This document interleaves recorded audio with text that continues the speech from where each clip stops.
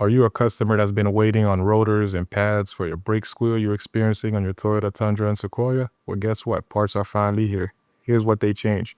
This anti-rattle clip. They're going back to the old school design.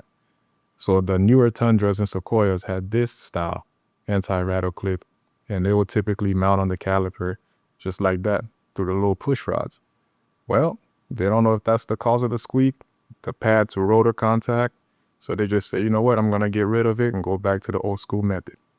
And they want us to apply grease at these contact points right here, top and bottom of the caliper, both sides.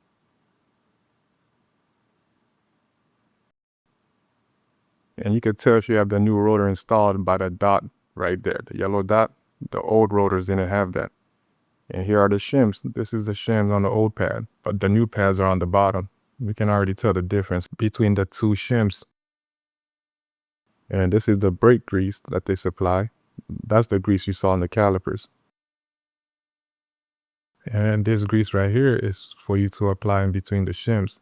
So again, the black grease is to grease the shims on the pads. Meanwhile, the grease that comes in the white tube is to grease the contact points on the caliper. And this is the part number for the brake pads. This is the anti-rattle clip that we were talking about. So they send that in the kit as well. And this is the part number for the rotors. That's all there is to it, guys. If you're experiencing the brake squeal, parts are now available. Pretty much bringing the brake system back to the way it was in the previous generation. So customers back then didn't have any problems. We're gonna go back to that method. Now, if they would have did that with the engine recall, say, hey, no problem with the V8, let's go back to that, we would have been good. But that's not what they did. They're doing that for the brake system.